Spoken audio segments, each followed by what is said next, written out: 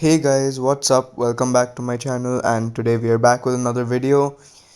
And this is part 5 to what if Naruto is a generational genius but he was neglected.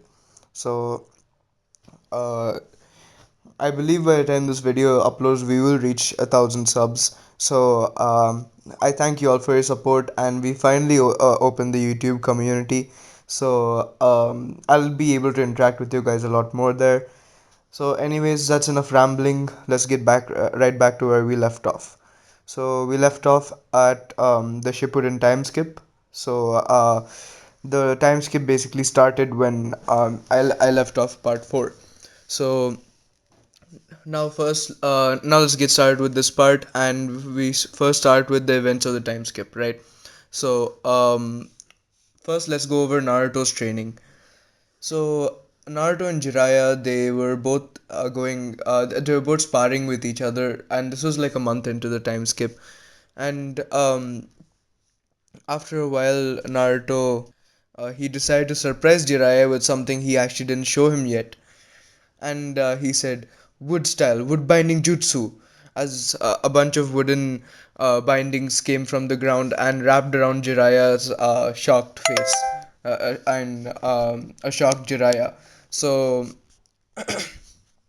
Jiraiya was absolutely like flabbergasted at how Naruto was able to use wood style, and he was like, Naruto, you're able to. And Naruto was like, yes, Jiraiya, I am sorry, yes, Pervy Sage, I am a wood style user. And Jiraiya said, but how? Only the first Hokage can use that. And Naruto was like, alright then, so why do you think the first Hokage can use it? And Jiraiya actually frowned as he didn't have an answer for that. And he was like, but still, like the first Hokage was only shinobi in existence who could use it. And Naruto was uh, like he didn't want to tell Jiraiya about Indra and Ashura yet, so he just told him that he probably might have been related to uh, the first Hokage somehow, like you know, you know, a long lost relative or something like that. So, anyways, Jiraiya had to buy that for now, and he was absolutely shocked that Naruto was holding something like that back from him.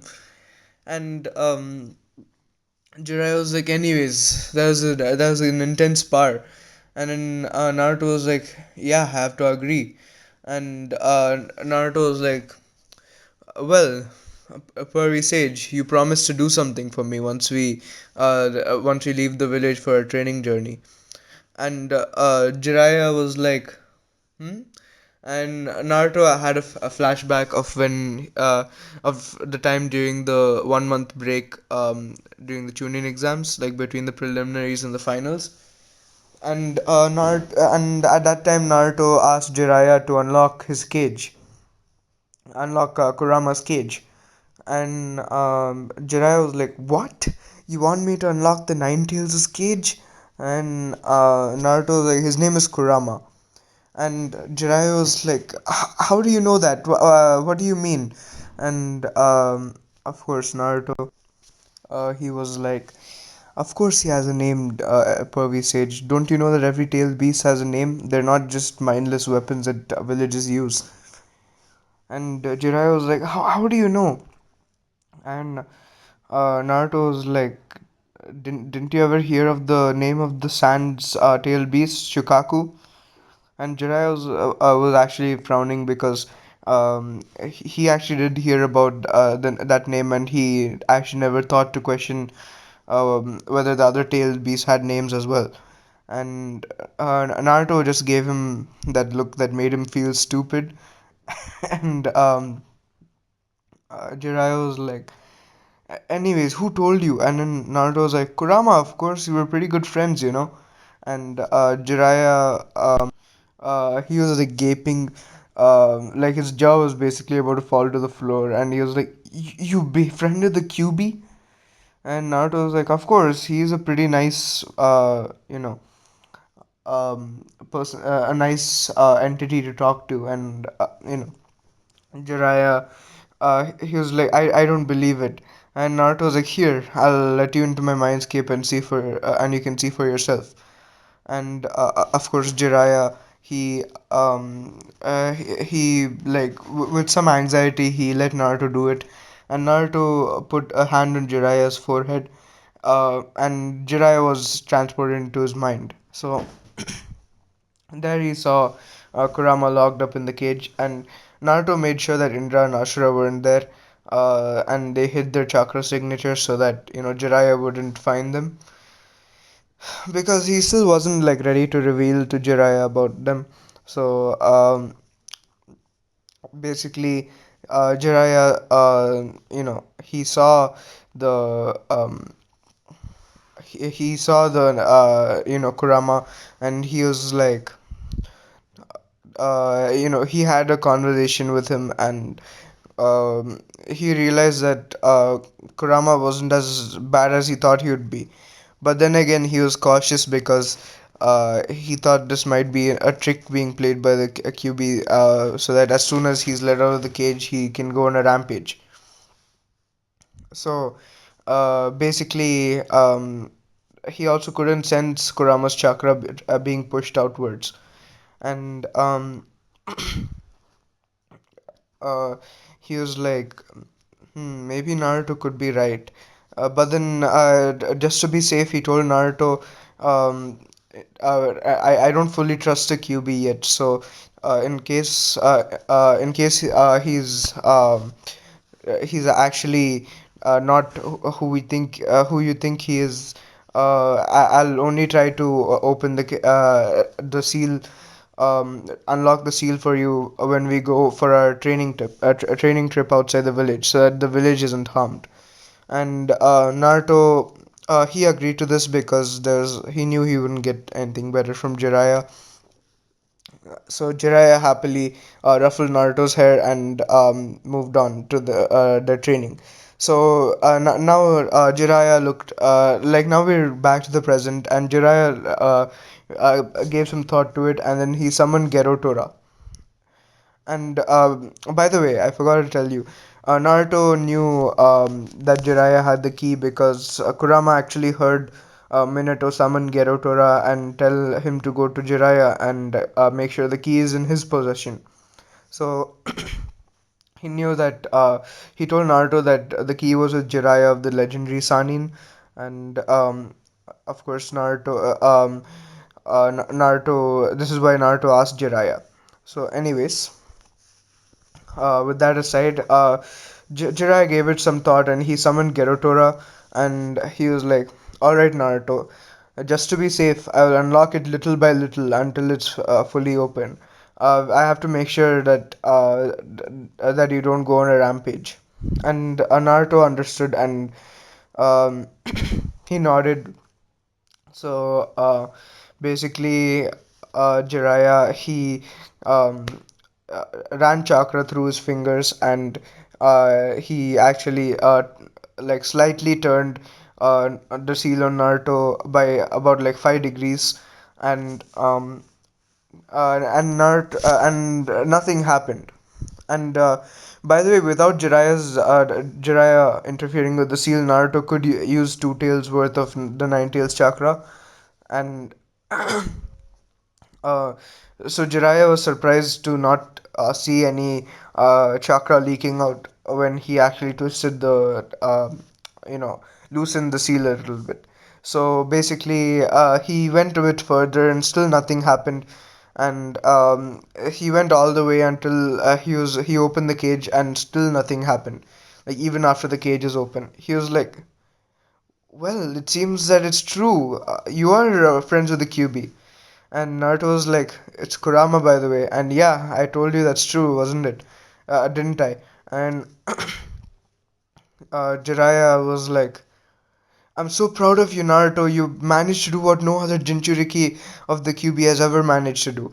And Naruto just smiled at Jiraiya, and he went into he asked Kurama to lend him some chakra so that he could see what it feels like to use it, and Kurama obliged, and Naruto went into KCM 1. And the reason he didn't go to KCM 2 was because his body was still not strong enough to handle KCM 2. So his chakra coil still needed to be like expanded in order to accommodate such chakra. So he started off with KCM 1, and Jiraiya was absolutely shocked seeing Naruto glowing yellow with six tomoe shaped marks around his clavicle, and a bunch of Uzumaki symbols all around his body, on his chest, his back, and his hands. So basically, Jiraiya, and he sensed the chakra signature coming off of Naruto, and he was like, "Holy crap! Naruto has a shitload of chakra." Like, of course, he was just thinking that, but he would never phrase it in that way. But anyways, Naruto was like, I guess this is how I get when I use Kurama's chakra." And Jiraiya, he asked Naruto what it felt like, and Naruto just said, "I don't know. I guess I just feel powerful, like I can do anything." And Jiraiya, he kind of grew concerned as seeing how Naruto was talking, because it kind of reminded him of Orochimaru, but he could feel no kind of malice coming from Naruto. And and Jiraiya was like, "Well, that's good to know. Maybe you can use this mode to make your jutsus even more powerful than they already are." And Naruto was like, "Of course, I'll reinforce them with this chakra, and they'll be unstoppable." And Jiraiya, he just chuckled, and he told Naruto to deactivate the KCM. And Naruto did it because he didn't want to waste Kurama's chakra without having a need for it. And over the next few months, Jiraiya and Naruto trained, and Jiraiya trained Naruto to help him harness KCM properly, like get used to the feeling and all that stuff, and also increase Naruto's physical attributes and his taijutsu skill. So uh, basically Naruto became really like beefed up, pretty much, like not like Raikage level, but yeah, pretty muscular. And also he could also take a punch pretty well, like um Jiraiya actually told him to let Jiraiya punch him so that he could condition his body to take punches and stuff like that, which Naruto saw made sense. And But then he never because he never did that before. And um, like even despite how strong he was, if someone landed a few hits on him, it could be all over.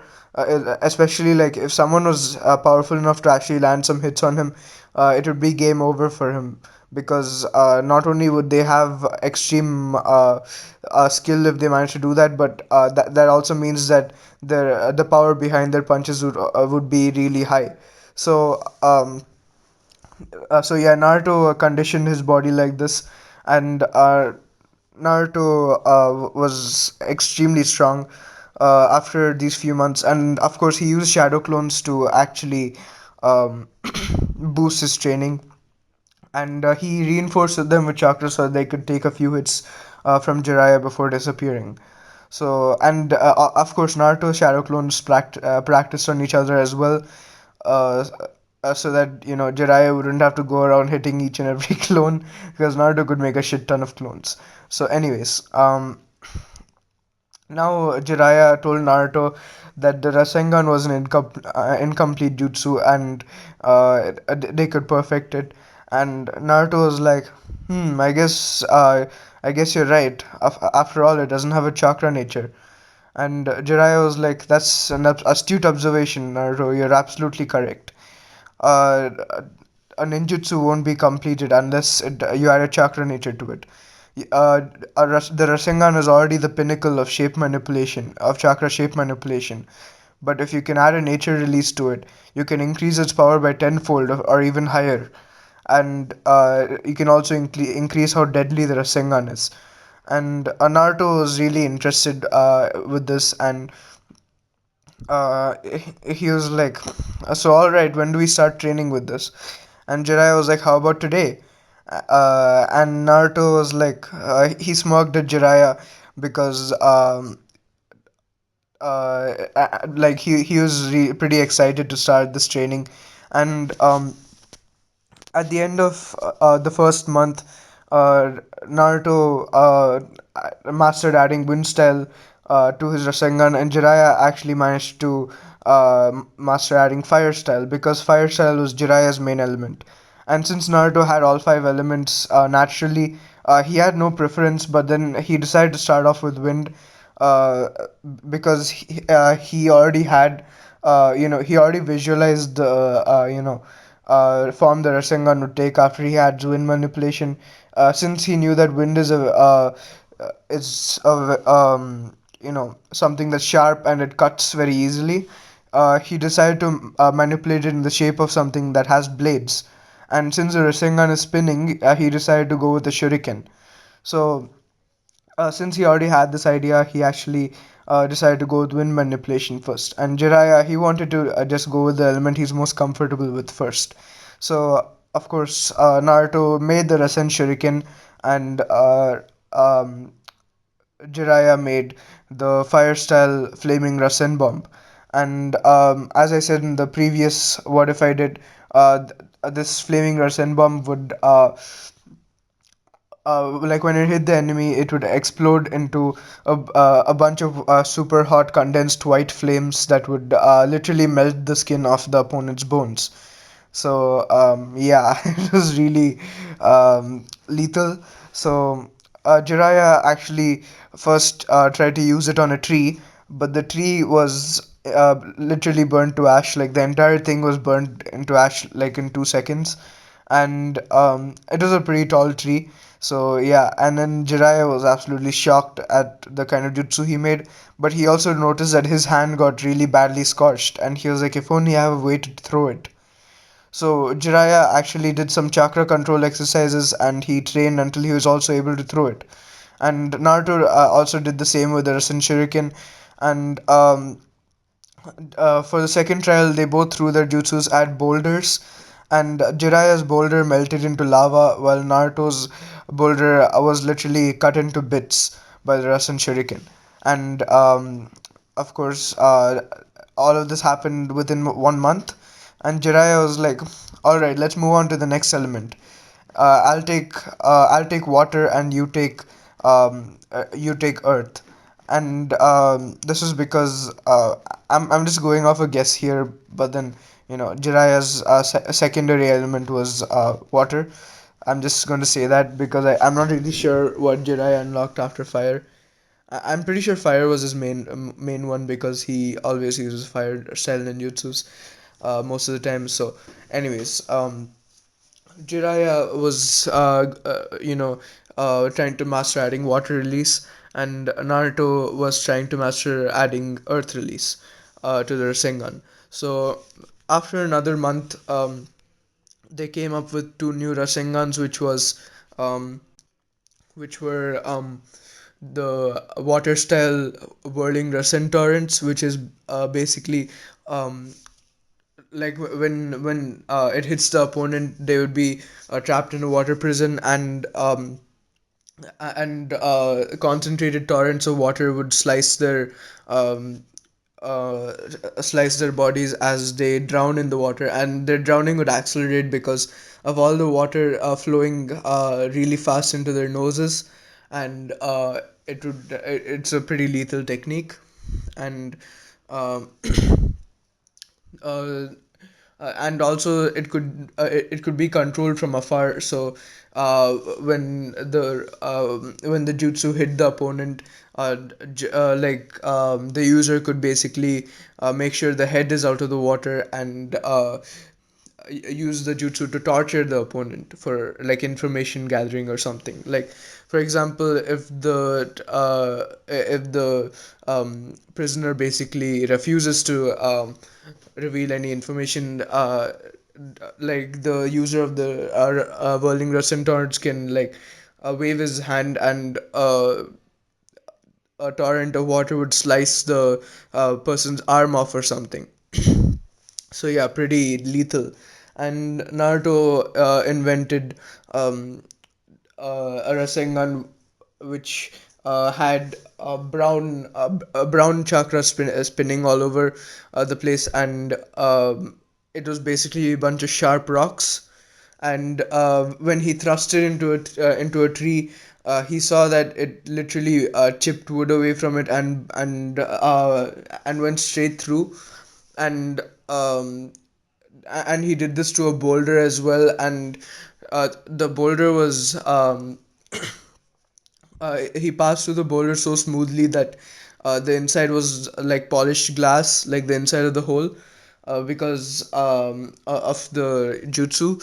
And he was like, "Damn, this is a very uh, brutal jutsu to say the least." And he even used it on one of the shadow clones because they could take it. So as he did this, bits of the guts of the shadow clones and his blood sprayed all over the place before it dispelled in a painful screech. And Naruto actually felt a sharp pain in his stomach because he could feel whatever shadow clones felt. And since he reinforced with chakra, he could actually do a lot more damage to the shadow clone, which kind of passed on to him a little bit, but then it passed away, and the pain passed on. And Naruto was like, I'll call this the brutal Russian pulverizer. And he showed this to Jiraiya, and Jiraiya showed him the water one, and Naruto copied it with the Sharingan, and he did the same for the fire one as well. And Jiraiya knew that Naruto had the Sharingan, and it was kind of like common news to everyone. It was only a mystery of how he got it, and how he also had the Byakugan at the same time. So Jiraiya kind of had uh, no words when he first saw that Naruto had the Sharingan, but then when Naruto just told him it's probably a long lost relative, he had to buy that, because what other explanation was there? Because if it was a non-Uchiha using the Sharingan, like someone who didn't naturally have the Sharingan, if they used it, they would like not be able to activate and deactivate the Sharingan. And also the base Sharingan eyes are black, like because the Uchiha's eyes are black. So if Naruto had the Sharingan and he had blue eyes, that means they were his own Sharingan and not someone else's that he stole. So Jiraiya, he knew that Naruto must be hiding something, but he decided not to press him on it, and he decided that he would just find out later. So now Jiraiya told Naruto that since he doesn't have lightning release, Naruto would have to work out the lightning release Rasengan on his own. So Naruto took this as a challenge, and he came up with two different lightning style Rasengans in within the span of a month. And these were the Vanishing Rasengan and the Rasen Senbon. And the Russian Senbon would fire little Senbon at the target that they were heading towards, and that was heading towards. And the Vanishing Rasengan works the same way it usually does. And come to think of it, the Vanishing Rasengan is actually pretty OP, which I failed to acknowledge in my previous What If. Because is just not as powerful as something like a Rasen Shuriken. But then it is pretty lethal, because even Momoshiki wasn't able to anticipate it, because I'm pretty sure Otsutsuki can sense chakra. So if he wasn't able to sense like a mass of chakra heading towards him, like even though it was invisible, um, Like that means it can't even be sensed by sensory types, and that makes it pretty damn OP. So yeah, and um so these were the two jutsus he made, and um Jiraiya, like after a month of training with these jutsus and smashing some more boulders, Jiraiya told Naruto that he wants to teach him Sage Mode, and Naruto was like, "Oh, I've always wanted to learn that." And Jiraiya smiled at him and he was like, "I'm teaching you this uh, so that you get much better skill in taijutsu, and your physical attributes improve as well, and you also get a stronger connection to the toads, and you'll be able to communicate with them on a much higher level." And Naruto was actually thinking about his first summon, which was the eagle, and he wondered if they also had a sage mode. And he asked Jiraiya whether his eagle summon has sage mode, has ability in senjutsu. And Jiraiya was confused because he didn't really know the answer to this, and he was like, "Well, the only two summons that I'm aware of that have senjutsu abilities are the toads and the snakes. The toads, toad sages train on Mount Miyaboku, while snake sages train on Ryuchi Cave. Uh, I think the slug summons might also have it because they are also legendary summons, but I'm not sure about your eagles, Naruto." And and he was like, "Why don't you ask them?" And Naruto was like, "Of course, I should do that. I wonder why I didn't think of that." We actually scrapped that. Why would he say that? He's a generational genius. He was like, "All right, I'll ask them." And Jiraiya just ruffled his hair, and he taught Naruto the reverse summoning jutsu, which Naruto did in one try. And this really impressed Jiraiya, and uh, they went to the elders, and Jiraiya told the elders about Naruto, and Gamamaru actually sensed Naruto's presence, like the huge old toad. So he was like, "Ah, it seems the child of prophecy is finally here."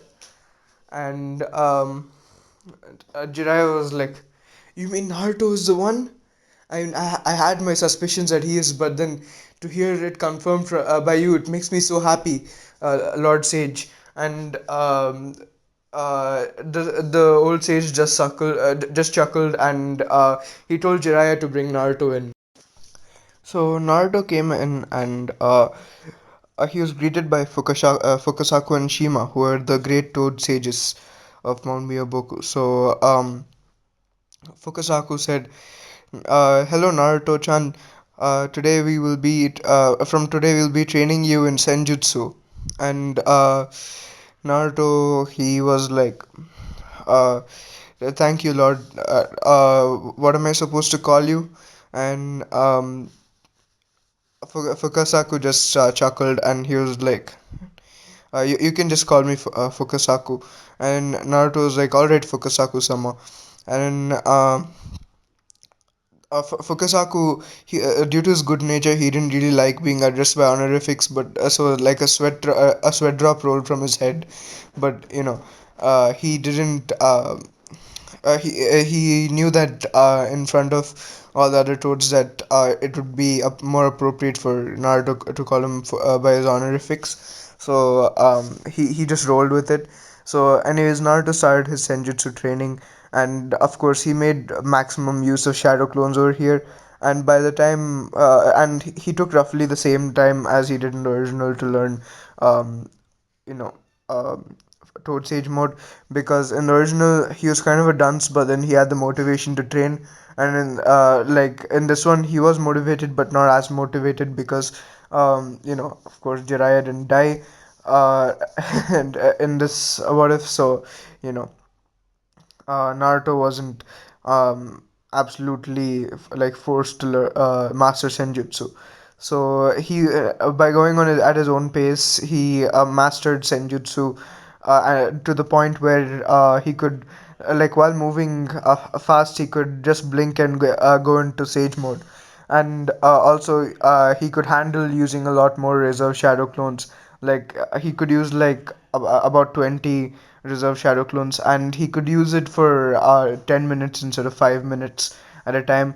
So because his chakra reserves were twice as large, so um, you know um, he could harbor double the amount of senjutsu chakra. So that would mean a total of 210 minutes, including Naruto's original body. So yeah, he could literally last for more than 3 hours with Sage Mode. So, anyways, Naruto he thanked the Toad Sages, and he bowed to the elder, and he and Jiraiya left. And while walking around Mount Myoboku, Naruto remembered that he was supposed to ask the eagles whether they have their own form of Sage Mode. So Naruto said summoning jutsu as he summoned a large eagle that was about like twice his height, and because he knew that he needed to ask a eagle of like higher stature in order to know in order to like get a better answer for his question. And he asked the eagle whether the eagles had a form of sage mode that they could teach to their summoners. And the eagle was like, of course, Naruto-sama.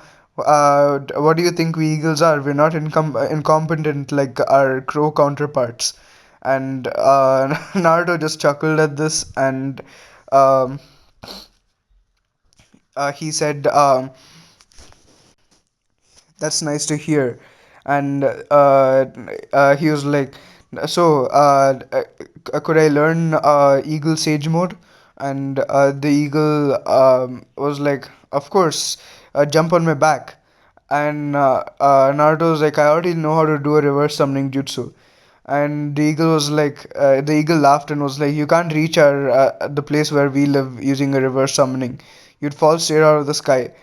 And this was because the eagle's place of residence was in the clouds, and there's basically like no land there except like for a little island in the center. So um, and by the way, if you're asking how Naruto reached there the first time, it was actually because Naruto actually found the place of residence of the eagle summonings when he was on top of a high mountain in the land of lightning. And he actually he actually sent use shadow clones to replace him and Sasuke when they were both getting their summons. So he went up to the mountain to see where the eagles lived, and he basically uh, jumped from the peak of that mountain to that cloud.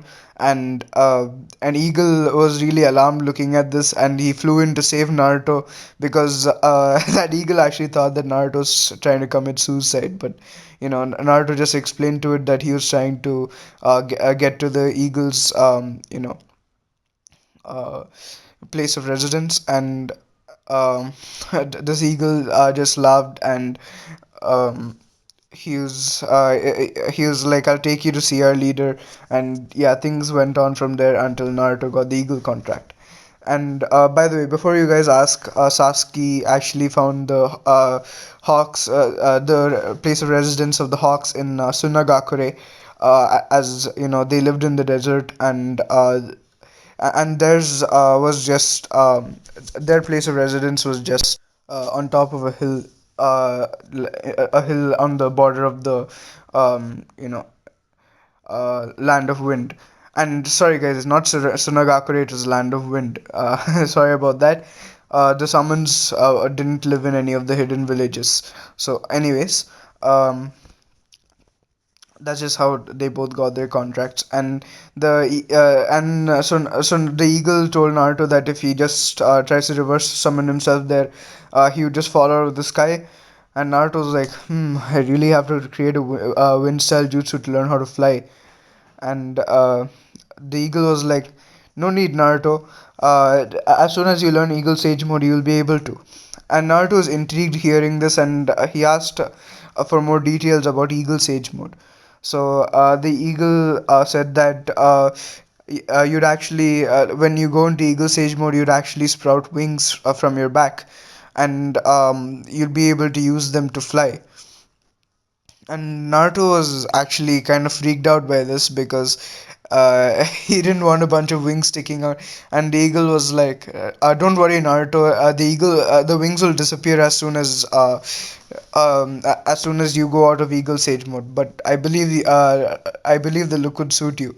And Naruto just chuckled, and the eagle did the same as the eagle flew him to, the land of lightning, where the clouds in which the eagles live resided. So basically, he took Naruto to the residence, and he went up to the elders, and he was like uh, uh, he was like a Lord Elders. Lord Elder.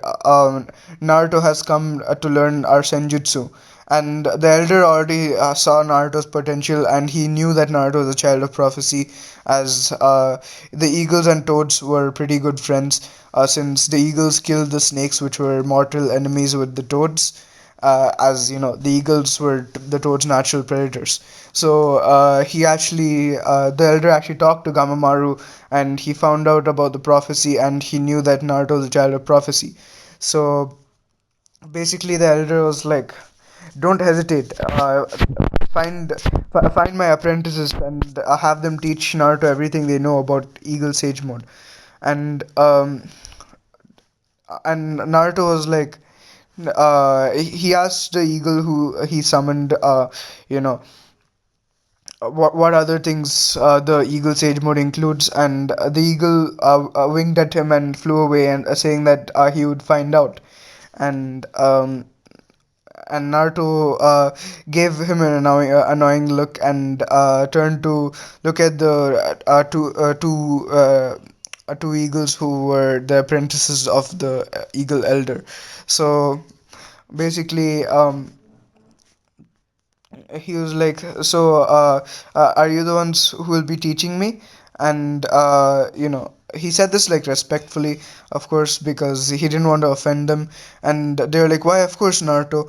And Naruto actually, like, meant inside his mind, he was jumping with joy, but then his shinobi instincts told him uh, to not show much emotion, basically. So he actually just gave them a small smile, and they led him to where the eagles train, where the eagles train their summoners in sage mode.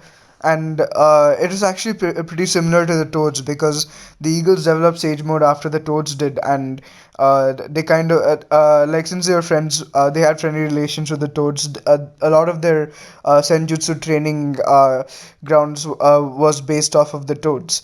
So Naruto was able to see how dangerous this training was, basically, because unlike the toads, where there was a ground that he could fall to when he fell off the spikes that are poking off the ground, and you know how Jiraiya and Naruto trained, right? Like, they sat with the boards on top of those little, like, needle shaped rocks.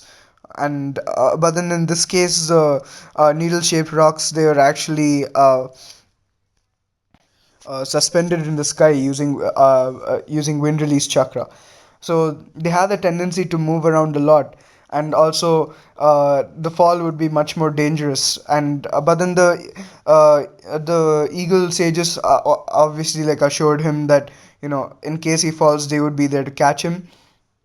And Naruto, obviously, he knew that he could trust them. And also, in case they weren't able to catch him, he always has Toad Sage mode to um, help him, like, get the reflexes to not hurt himself, like, somehow.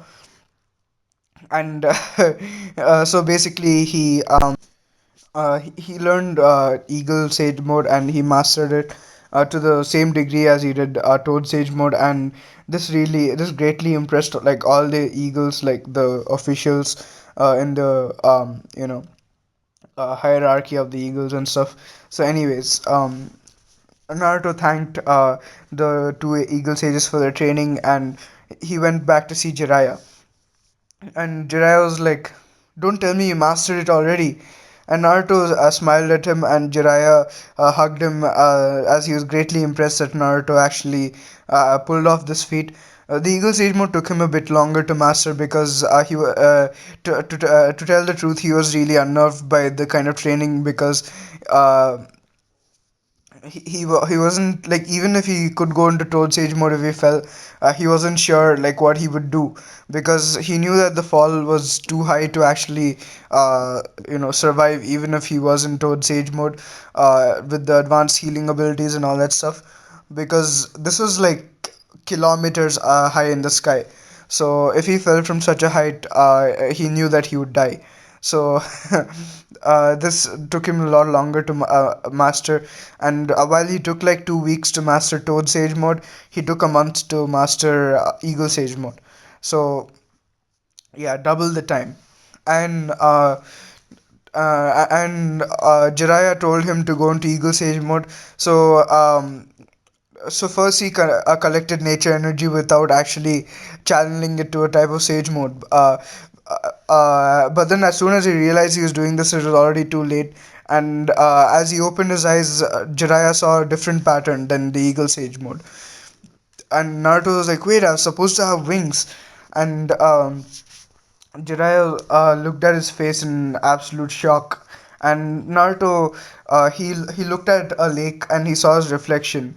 So there was a black circle on his forehead with a dot inside, like a large, um, you know, um, a thick dot basically, and then there were black markings around his eyes. And Jiraiya was like, "You have the first Hokage Sage mode as well." And Naruto was like, "Wow, this is the Wood Sage mode that only a naturally born Wood Style user can have." And wait, it can't only be naturally born wood cell user. Madra had it.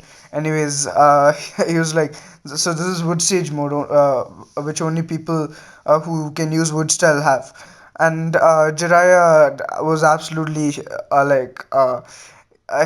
mouth was about to, his jaw was about to fall to the floor, and because Naruto was basically pulling one surprise after another. First was learning to harness the Kyuubi's chakra. Second was the wood style, and third was learning the sage mode so fast, and then now was this new sage mode that he pulled off.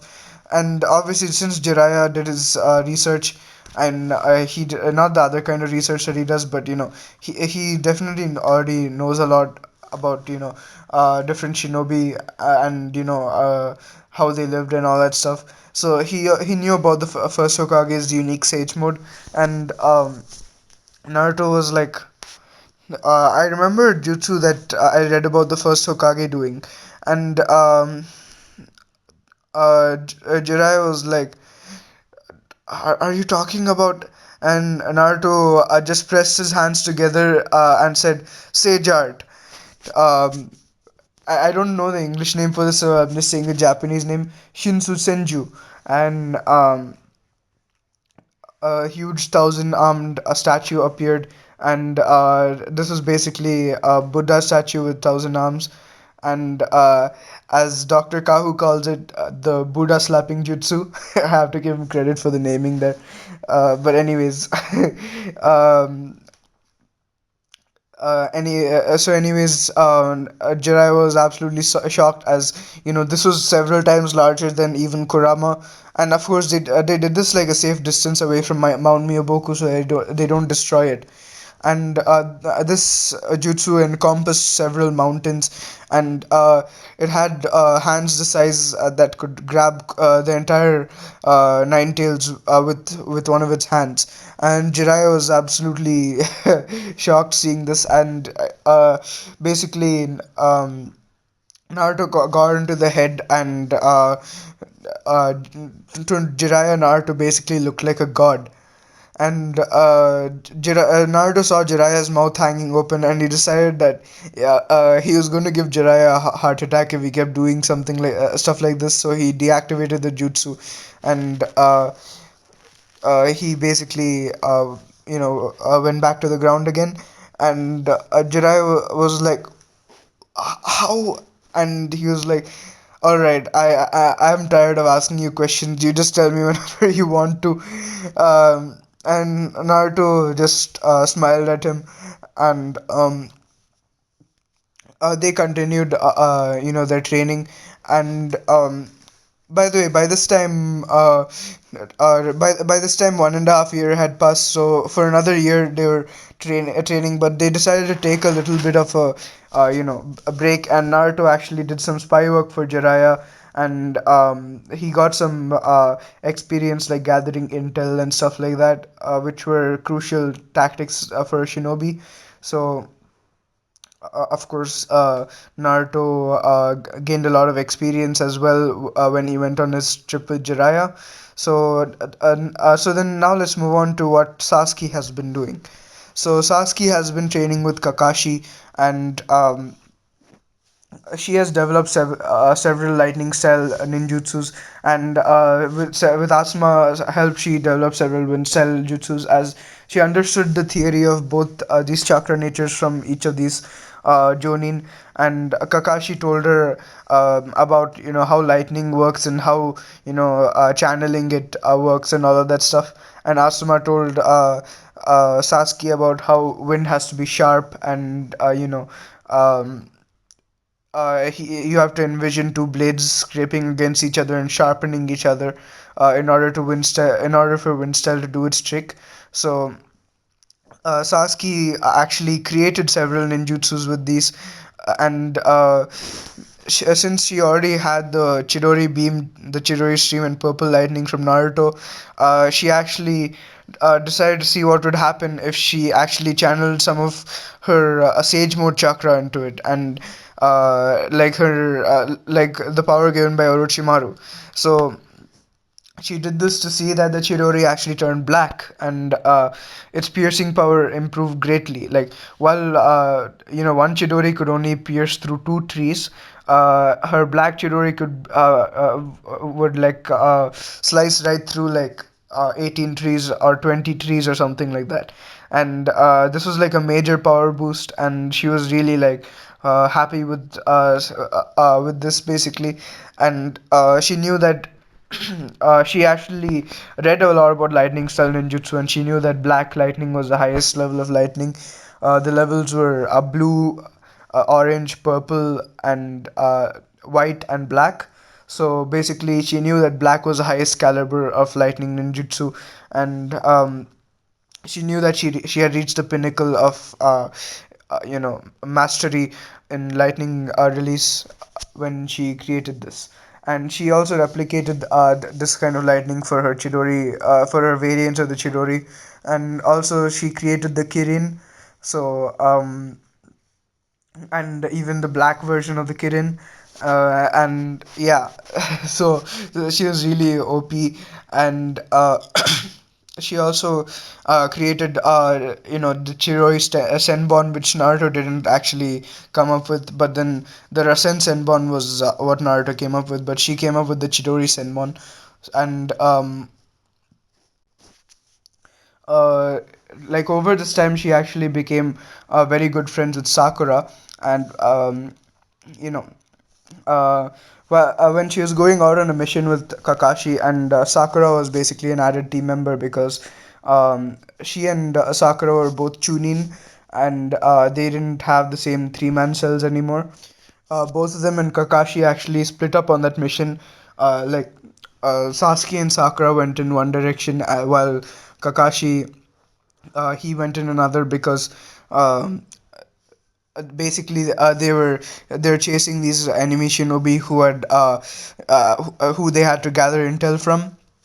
So basically, since they split off into two groups, the pursuing team of Kakashi, Sakura, and Sasuke actually split up in two teams as well. So so basically, when Sasuke and Sakura ran after them, they went into a dead end, and they saw all of the shinobi that they were pursuing dead on the floor, with their bodies basically like sliced up and blood flowing on the ground.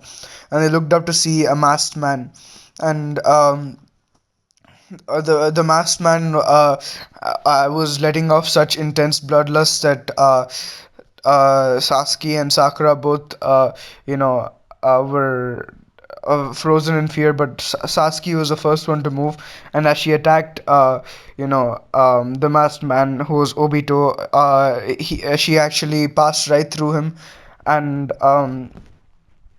Obito actually went up to Sakura, and he was like, this world is a hell, and he did this while beheading Sakura. And as Sakura's head rolled onto the ground, Sasuke was traumatized, and she actually unlocked the Mangekyo Sharingan. And Obito was like, "Good. I hope you develop some strong hatred after what happened here today."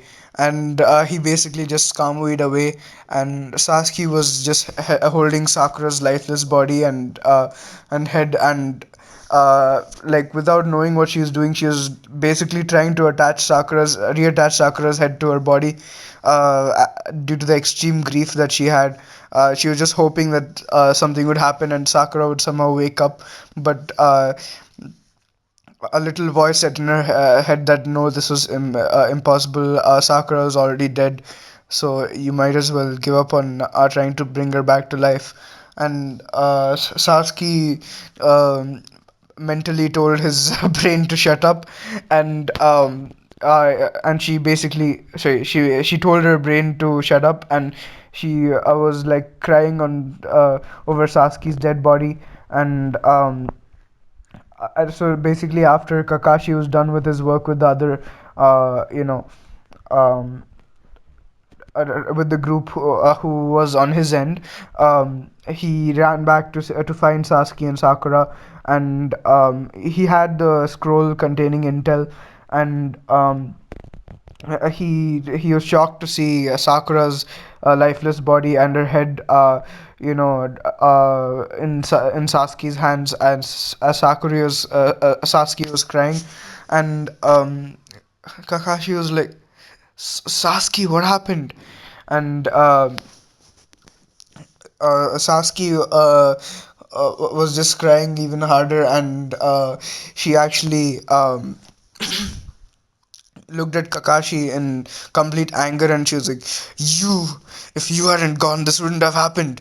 And she went to attack Kakashi, but Kakashi just blocked, because Sasuke was attacking him irrationally, so she didn't even like know what she was doing. And Kakashi was like, "You clearly need some rest. I'll bring you back to the village, and then I'll bring you back to the village." And then he opened a scroll, and then he sealed Sakura's body inside it, and he rolled it up, and he left with Sasuke without a word. And Sasuke was actually flailing so much that he had to knock her out and bring her back to the village. And guys, I'm pretty sure you know why I did this. Is just to unlock Sasuke's Mangekyo Sharingan. So yeah, uh, since Sakura isn't relevant in the story, I just killed her off. I'm pretty sure that would make a lot of you happy, by the way. But anyways, that's off the point. Um, so once Sasuke got back to her senses, she actually decided to train with her Mangekyo Sharingan and see what it could do. So when she focused chakra into her right eye, Was it her right eye? No, her left eye.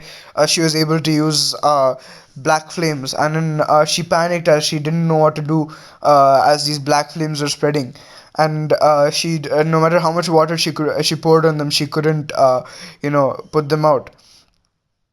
And she focused chakra into her right Mangekyo Sharingan, and she basically envisioned the flames going back inside her eyes, and slowly the flames disappeared, and she breathed a sigh of relief, and she trained a lot with this, and she basically mastered the Inferno style, where she could like manipulate the flames of the Amaterasu. And then she also unlocked her Susanoo, and uh, this Susanoo was actually um, a dark pink in color, like a magenta basically. Um, and to be honest, it would look pretty cool seeing that color Susano. It was basically a pinker shade of Itachi Susano. And yeah, so basically Sasuke had the same a bow and arrow, but in addition to that she also had a huge katana um, that Susano could use. And she progressed her Susanoo's development up to the point where she was able to create a humanoid Susanoo. She still had to um, upgrade it further until she could reach the armored stage of the Susanoo and the perfect Susanoo. So she still had a long way to go, the Susanoo, but this is what she managed to do during the time skip. So now let's move on to um, Hanabi. So Hanabi basically mastered the lion fist technique that Hinata was using, and basically she also learned a lot of new jutsus in water and wind release. As she had those two, and she learned like the water shockwave, water dragon, um, slicing waves, and the tsunami. And in wind style she learned wind scythe, wind bullets, vacuum bullets, and um, the gale palm, and the slicing tornado. So yeah, Hanabi also learned quite a lot of new stuff. And now let's go to Menma. You guys might be asking why Orochimaru would ever agree to train Menma, because he can't take over his body anyway since he's the Jinchuriki of the Nine Tails. Um, but basically, Menma promised Orochimaru that he would bring Sasuke to him in return for his training. Since Menma was Sasuke's teammate, Orochimaru thought that he might be able to convince Sasuke to come with him, like after seeing the major power boost that Orochimaru gives him. And also in case she doesn't, he thought that he would be able to take her by force. So basically, I know this not be, may not be the best reason, but stick with me, guys.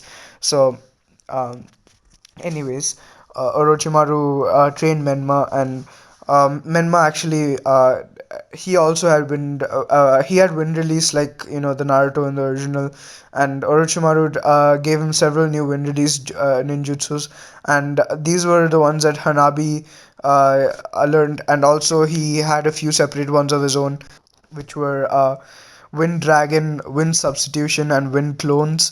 And the Wind Dragon was like a really was really OP, as it basically was like really hard to see, and also it was really lethal, as if it hit someone it would slice straight through them. And also he learned the Wind Substitution to um, basically like substitute himself with the air around him, and he would go hide somewhere else. So if someone's tried to like slice through him or something, he would basically turn into a gust of wind, and this would like perplex the opponent. And also his wind clones, like if someone destroyed the wind clones, like a bunch of slicing wind gusts would blast in their face pretty much, and kind of slice it up a bit. So Kurama was seeing that Menma was actually becoming stronger, but then he didn't like Menma's attitude at all. Like Menma was like super arrogant, and he thought that he was only you know uh, he was the only worthy shinobi, and he was a child of prophecy and all that nonsense. And many times Kurama actually tried to knock some sense into Menma, but then Menma wouldn't listen, and he would be too proud. And eventually Kurama gave up, and he was like, if that boy tries to free me from this cage, I'm going to kill him. I don't even care if I have to spend a bunch of time to regenerate. And he was like, since I already have my Yang half, hopefully I just go to him. And basically, um, Menma, uh, Menma, he also unlocked like two new chakra natures, which was which are water and lightning. And in water style, he learned a lot of ninjutsu that Hanabi learned, and plus he learned the water clone and the water bullet, and also he learned the hot water geyser, which would basically open a hole in the ground, which would spray a bunch of boiling water on the opponent, and it would basically do a lot of damage. And also, um, in lightning style, he learned many new jutsus, which were the lightning dragon, which was like a modified word, which is kind of like weaker than the Kirin, but it was basically multi-use pretty much. Um, since like even after attacking one enemy, unless the enemy finds a technique to disperse it, it would still like keep going. And the lightning stream, and he even learned how to use lightning armor and coat his weapons with lightning and even wind release, to increase their piercing ability. And also, his lightning armor was like the Raikage's, but not as strong as the Raikage's yet. But then it would get stronger. So yeah, and Orochimaru was really happy seeing Menma's progress, and he thought that no matter what, Sasuke wouldn't have anything to match Menma's power. And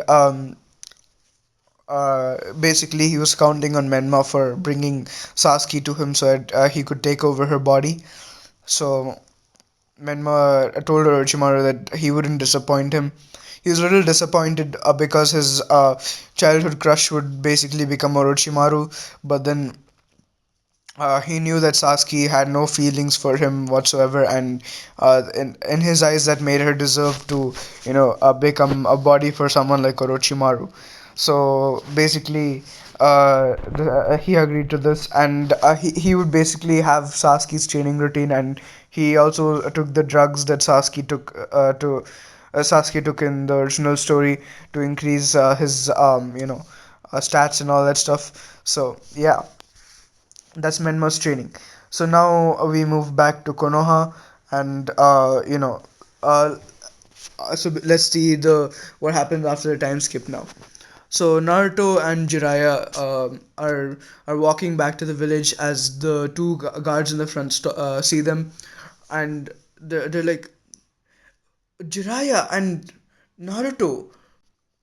And like when they looked at Naruto, their looks turned disgusted. But when Minato and Kushina told Tsunade everything about what Naruto went through and stuff, Tsunade made it like an official decree uh, to not ostracize Naruto and call him by his real name. Otherwise, they would be executed. Because Tsunade is just like that, So basically they just gave him that look of disgust, and they were like, Naruto. And Naruto just looked at them casually as he walked into the village. And as soon as he ran in, two people came and hugged him, and these people were Sasuke and Hanabi. So basically, so they're like, you remember what we promised you before you left, don't you? And Naruto smiled at them, and a blush was like creeping on his cheeks. And they do the nasty pretty much, guys. Yeah, this isn't a harem series, so you don't really have to know what they did and stuff. I know some of you might be underage and shit. So, anyways, uh, so basically, after all of that happens, Tsunade calls Naruto to the Hokage office, and Naruto goes there along with Jiraiya, and Tsunade said that Tsunade was like, Naruto, with previous to um, prior to yours in Jiraiya's training trip, you already demonstrated skills that not even Jonin possess. So I'm pretty sure that your skill levels are of a Jonin, and you're highly intelligent as well.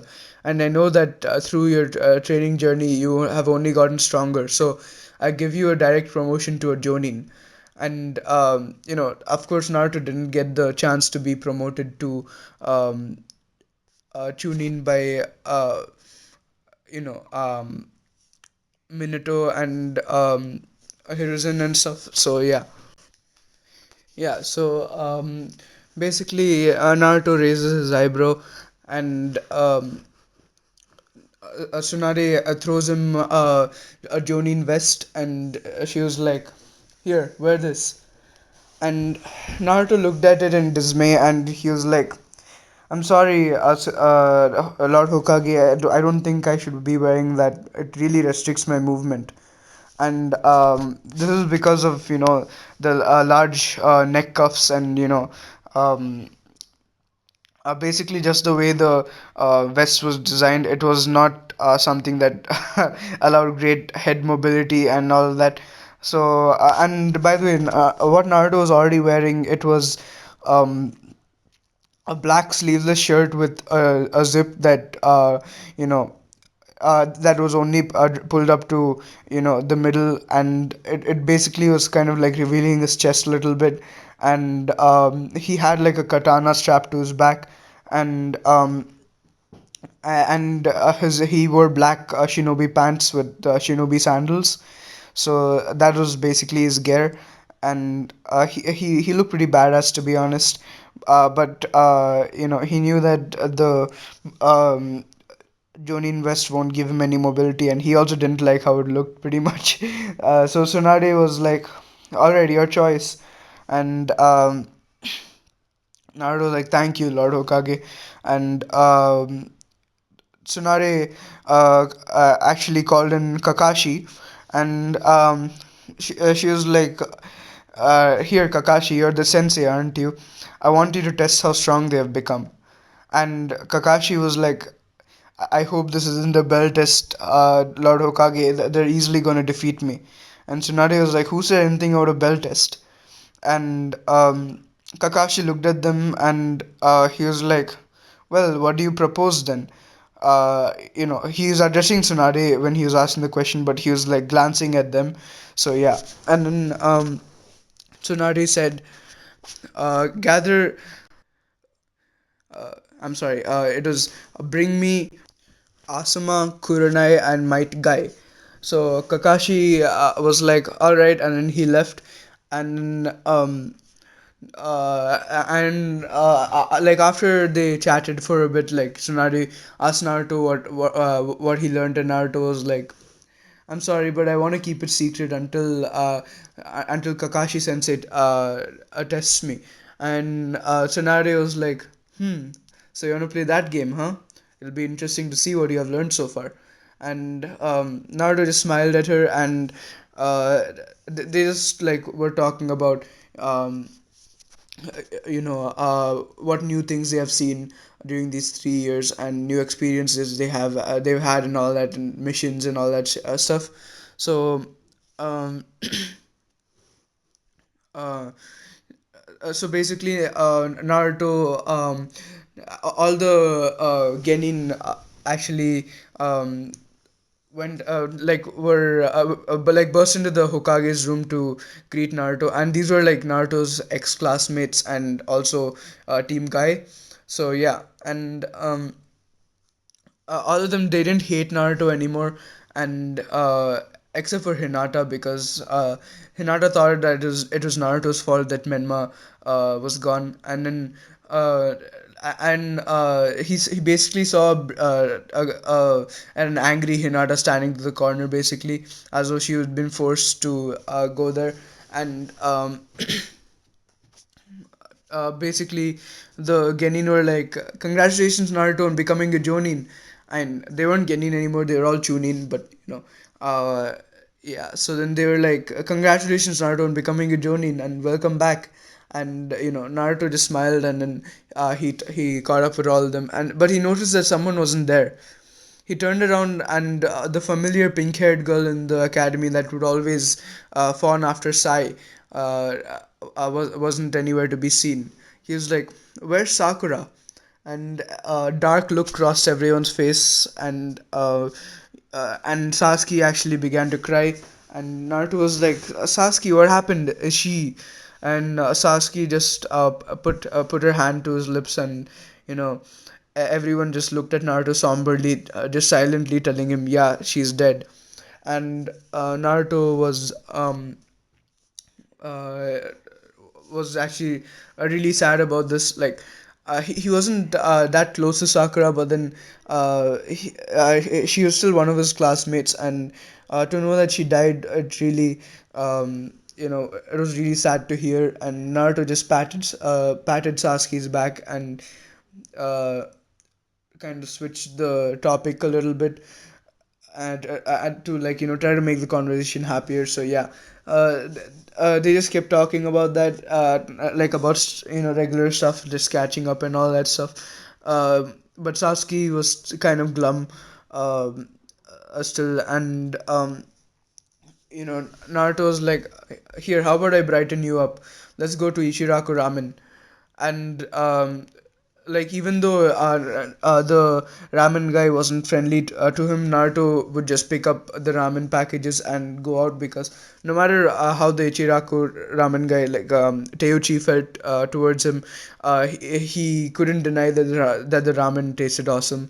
So yeah, basically, he and Sasuke were eating the ramen together, and Naruto was like, "Would you mind if I ask what happened?" And Sasuke basically told him everything while bursting into tears. And Naruto just hugged her, and he was like, "It'll be all right. It's nothing to laugh at, to lose such an important friend, um, but you have to move on and all that stuff." And Sasuke calmed down, and Naruto was like, "How about this? Let's have a sparring session. Let's see how strong we have gotten since like since 2.5 years ago." So then Sasuke actually brightened up, and she smiled, and she was a year on. And they went to an unexplored place, like near the border of the village. And this was like an open field, and no one was there in the vicinity, so like no one would get hurt and stuff. So basically Sasuke actually um, first started like fighting in taijutsu with Naruto. And Naruto saw that she had improved a lot, and he was like, "Wow, Sasuke, you have become much better." And Sasuke blushed, and but then she still kept her focus on the fight. And then Naruto kicked Sasuke back, and Sasuke unleashed a huge fireball at Naruto, which Naruto easily cancelled out with the water style water wall. And Sasuke landed on the ground and said, "Lightning style, Chidori stream." And a black lightning pulsed in her hand, and ran through the ground straight towards Naruto. And Naruto actually cancelled it out with his own lightning, which is also black by this point. And he was like, "Wow, Sasuke, you came up with this on your own as well?" And Sasuke was like, "Damn it, Naruto, how come you do everything before me?" And Naruto just chuckled, and then you know, uh, Sasuke then Sasuke activated her Mangekyo Sharingan, and Naruto was like, "You have?" And Sasuke was like, "Of course I do. I told you about Sakura, didn't I?" And Naruto was like, Yeah, you did. And he didn't really know how to react because he was happy that Sasuke had the Mangekyo Sharingan, but you know, he didn't really want to tell her that because uh, the reason why she had it was because Sakura was dead. So yeah, and Sasuke was really good friends with her, and yeah, basically Naruto and Sasuke were fighting, and Sasuke was like, "You want to see what my Sharingan can really do now?" And basically, she threw an Amaterasu at Naruto, who had already seen this jutsu because he himself had it due to having the Mangekyo Sharingan, and uh, to Sasuke's surprise, he looked up, revealing his own Mangekyo Sharingan. Um, and Sasuke was like absolutely shocked at Naruto having this, and she the black flames hit Naruto head on, and Sasuke was like, "No, Naruto, you'll burn!" And then, but Naruto easily sucked away the flames, leaving a gaping Sasuke, and you know but then Sasuke quickly came out of her stupor and she activated her Susanoo. And surprise, surprise, Naruto activated his own Susanoo, which was actually an armored Susanoo. Naruto didn't actually train much with his Mangekyo Sharingan, only over the last month of the training journey, only over the last 3 months of the training journey, he actually trained with that. So he only got his Susanoo up to the armored level. So basically, this actually towered over Sasuke's humanoid Susanoo, and Sasuke was like, "Everything I do, you have to do it better than me, don't you, Naruto?" And, and Naruto just chuckled as he then went into KCM 2. Yes, Naruto did unlock KCM 2, especially like since he was able to get Sage mode, which greatly increased his physical stats. Like even the training for Sage mode greatly improved his physical stats, which made him like able to handle KCM 2. So yeah, and Naruto got the Kurama avatar, and then he basically expanded it inside the Susanoo, and the Susanoo adapted its shape so that it could basically fit neatly on top of Kurama's avatar, and then Sasuke was even more surprised, and Naruto wasn't done yet. And Naruto said, "Wood style, wood golem jutsu," and basically a huge wood golem came, and it basically expanded inside Kurama's avatar. And the wooden golem actually took the shape of Kurama, with its tails, with all the nine tails and everything, and it was coated in the yellow chakra from the avatar. And this was on top of that. There was the black chakra of Naruto's Susanoo. And by the way, if I didn't tell you how Naruto Susanoo looks. It was actually completely black, and I actually like this idea. I got it from some other what ifs which also made Naruto Susanoo black. I can't take credit for that idea. So, anyways, Naruto Susanoo was completely black, and his swords were absolutely black as well. And the blades of both of his swords were so black that they looked like they were bending light around them. So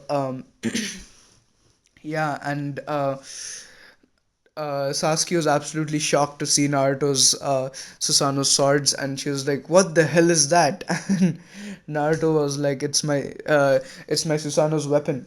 And Naruto raised his Susanoo's sword and basically cleaved through Sasuke's Susanoo as though it was made of butter. And his sword was like a hot knife. It was basically literally a hot knife because he also coated it with Amaterasu. And Sasuke's Susanoo's arm fell off, and Sasuke was basically inside the head of the Susanoo. So Naruto also sliced off Susanoo's head and made it come crashing down to the ground. And Sasuke was like exhausted, and her Mangekyo Sharingans were both bleeding. So she was like, "All right, Naruto, you win. I have nothing I can do against you." And Naruto was like pleased with himself as he looked at Sasuke. And he was like, seriously, your eyes are bleeding though, are you okay? And Sasuke said, it's okay, it's gonna pass. And by the way, Sasuke was like starting to go blind now, uh, because like of all the training she did with the Mangekyo Sharingan and her exertion getting wasted in this battle. So yeah, she was slowly starting to notice that her vision wasn't as clear as it was before. So Naruto was like, you shouldn't use your Mangekyo Sharingan in a spar like that. Your your eyes can go blind. And Sasuke was like, well, yours can too. And Naruto was like, mine are different. Since I'm a Jinchuriki as well as a Sharingan possessor, my Sharingan won't go blind. And this was basically just a bunch of bullshit. But then, since Sasuke didn't really have any information about what would happen in this scenario, she just accepted it. So yeah, and then uh, Sasuke, since Sasuke and Naruto went back, and Sasuke was like, I really need another set of eyes.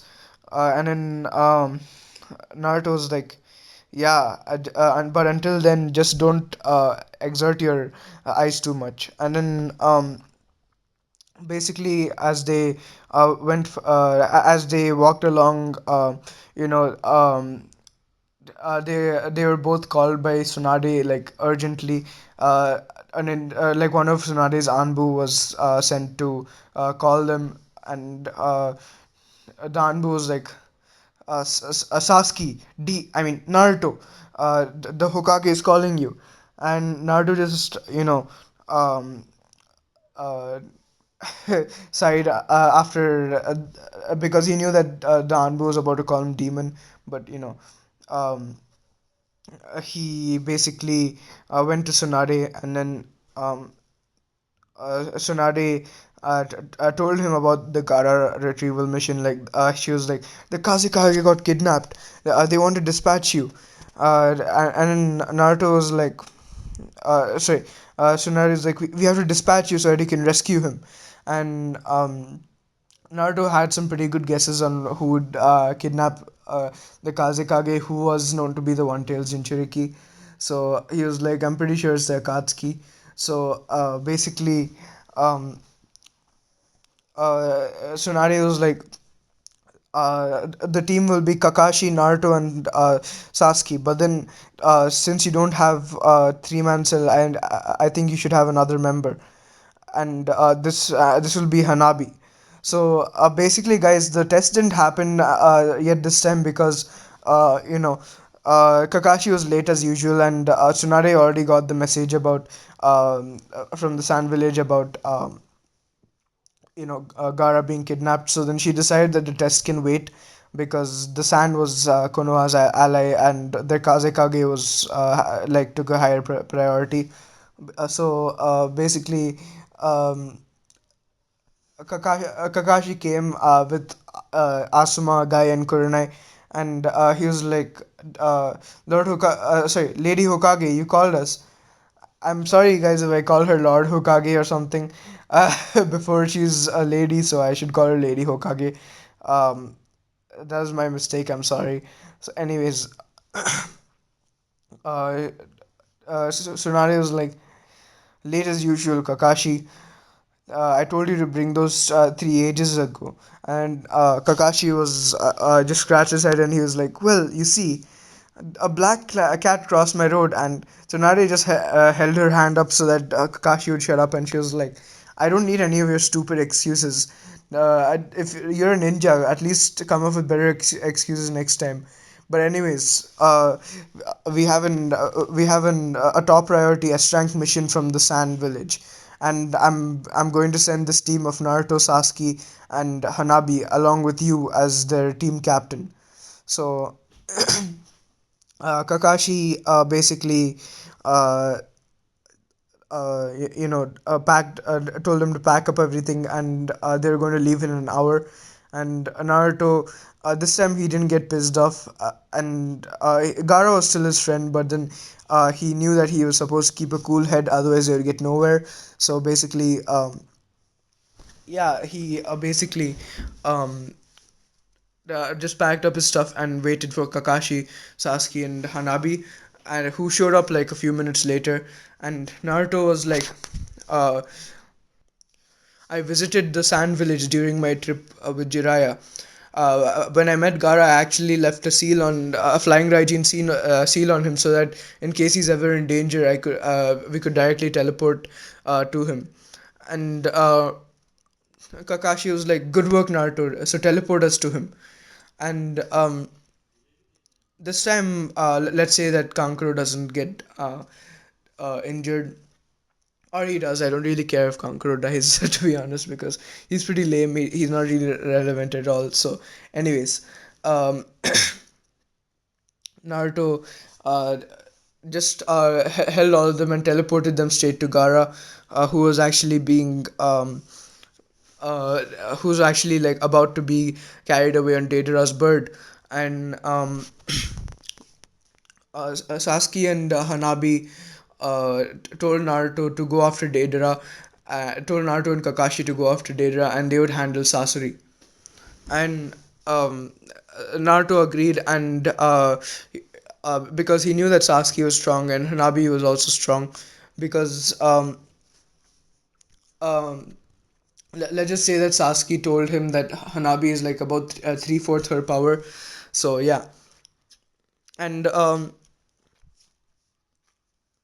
Naruto actually went with Kakashi after Deidara, who's carrying Gara.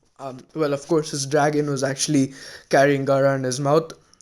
So Naruto held Kakashi's hand and flying Raijin to Jiraiya to Gara again, and they landed on top of the clay dragon where Deidara was sitting.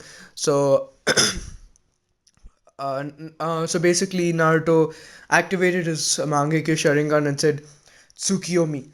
But then Deidara basically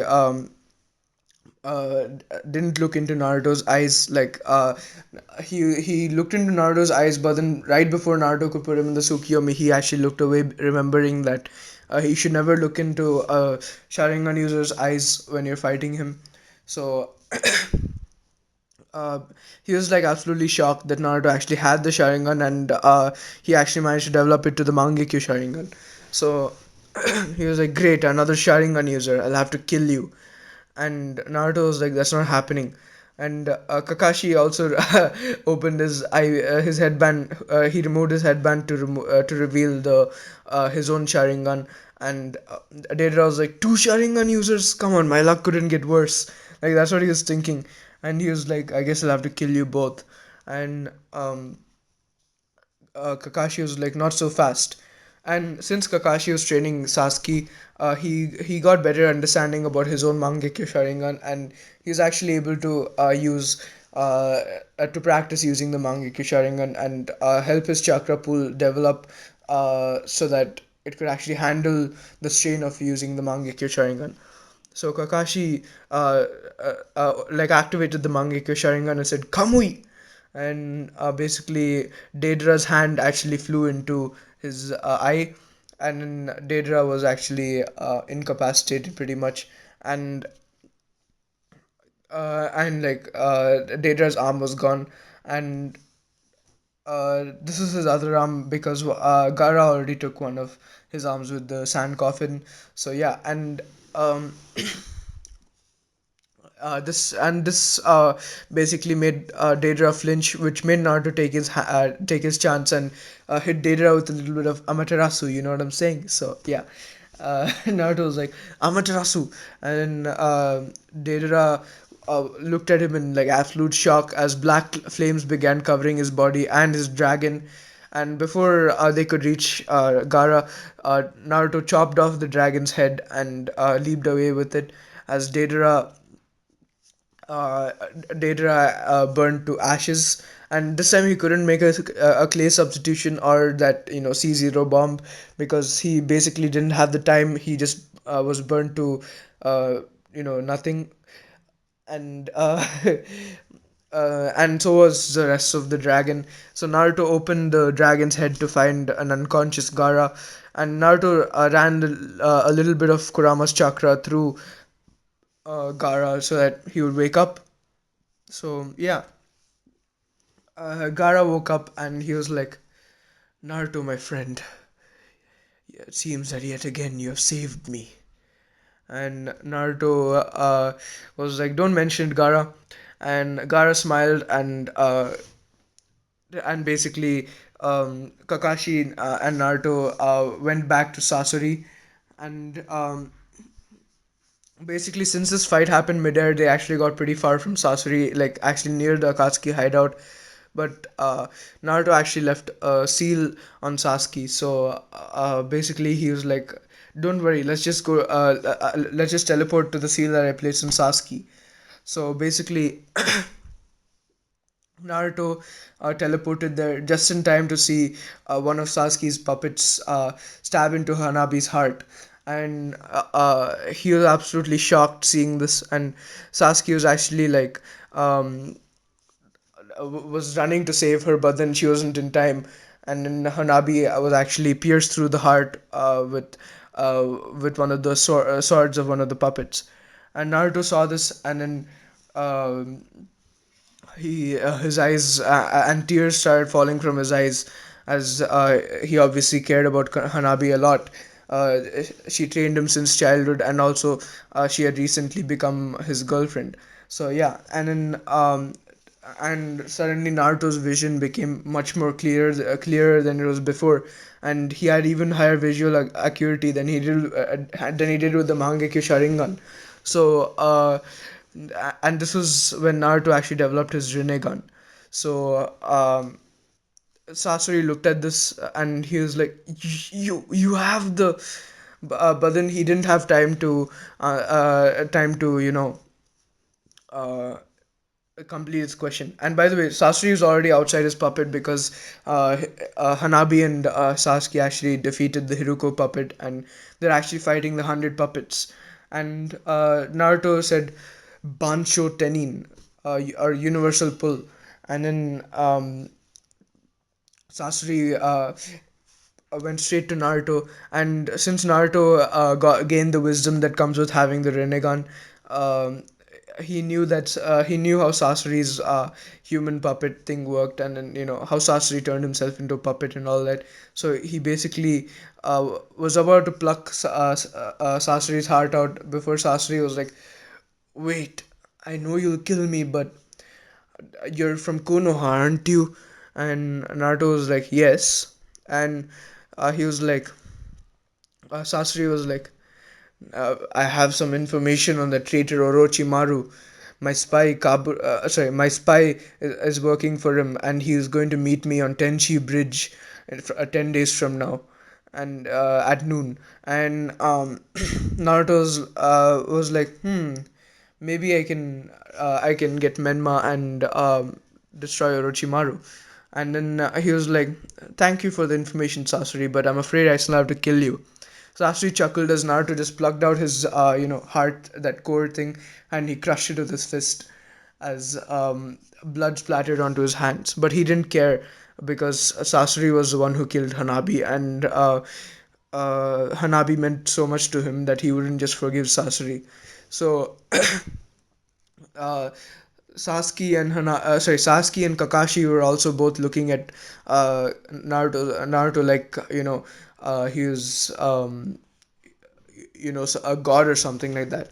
And Naruto basically saw his reflection in the blade of one of Sasori's puppets, and he saw that his eyes were golden with black circles, black concentric circles in them, with six tomoe in each eye. And this is Naruto's Rinnegan, guys. It was golden in color. It wasn't even purple or red. It was golden because Naruto's a golden boy. Anyways,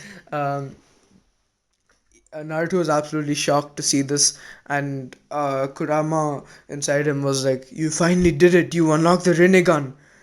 And he was basically thinking this because he didn't want to bring this on Naruto after such a sad moment of Naruto's life. So uh, basically he was waiting for the right time to tell him about the Rinnegan and the abilities and all that stuff. So yeah. um, And by the way, Gara was also looking at Naruto like that, as though he was like some sort of all-powerful god or something, like in amazement, pretty much. So, Naruto's eyes faded back to their regular color, and he was like, he was basically just apathetically saying, "All right, Gara, let's go back to your village." And uh, and Naruto,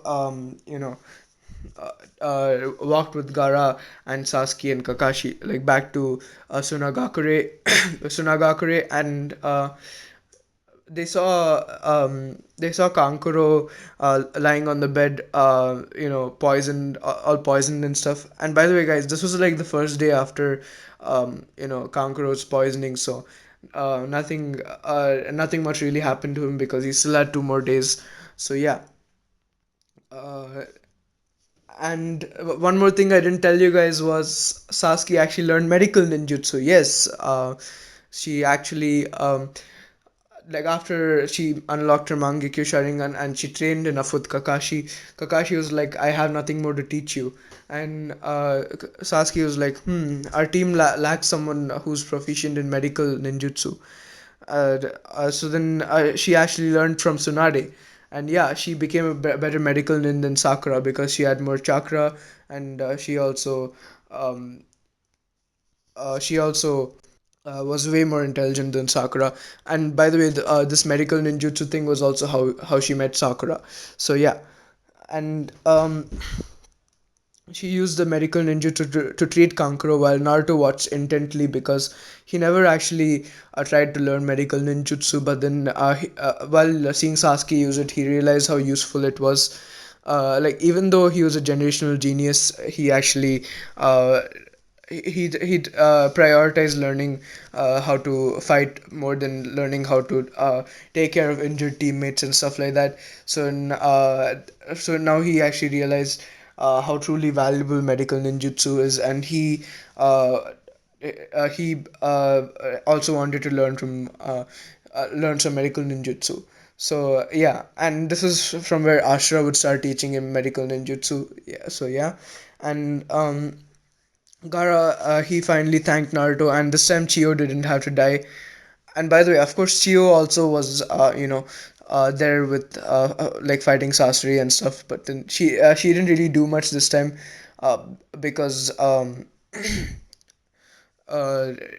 like she saw that Sasuke and Hanabi were fast enough to avoid Sasori's attacks, but then Hanabi was a bit too slow. But due to her old age, she kind of missed this, and this resulted in Hanabi's death. So yeah, uh, Chio didn't have to sacrifice her life and all that stuff, and Gara still had the entire One Tails sealed inside him. So the Akatsuki lost the One Tails, and they were pretty pissed about it. And when Deidara and Sasori didn't return, and Pain sent out other Akatsuki members to look for them, but they didn't find them because Konoha took their bodies away, and to get the secrets from them and all that stuff. So yeah, uh, so when Naruto went back to the village, uh, Guy and Lee actually greeted him. And by the way, Guy and Lee actually didn't come on the Gara retrieval mission because Tsunade had full faith in Naruto, Sasuke, and Kakashi and Hanabi. So she didn't feel the need to send them. But then, yeah, Hanabi died, and Guy was like, "Ah, you saved the Kazekage, Naruto. So, Kakashi, it seems you have some really youthful students with you." And Kakashi was like, "Now's not the time, Guy." Like, he basically gave him that look and then Guy noticed Naruto's depressed state, and he was like, "How unyouthful of you to be so sad." And then Naruto just glared at Guy, and Guy knew that, it wasn't a good idea to try to, um, you know, be all positive with Naruto. And Kakashi was like, "I'll tell you later." And Guy gave him a silent nod, and So basically, after a few days, Naruto decided it was no use to brood over Hanabi's death, and she wouldn't want him to be sad because of her, and he would continue training so that next time he would actually he would actually be able to protect her. So yeah, that is the end of this part, and yes, that's where I'll be leaving it off. And like and subscribe if you enjoyed this part, and comment down your thoughts about this video. And um, and by the way, I'm pretty sure you guys know why I killed off Hanabi. Like some of you were sad about me giving Naruto a harem because you know. Uh, it doesn't make sense in the story, to be honest. But then the situation just happened where like I kind of had to give him like a Hanabi and Sasuke. But then since some of you didn't want that, I killed her off.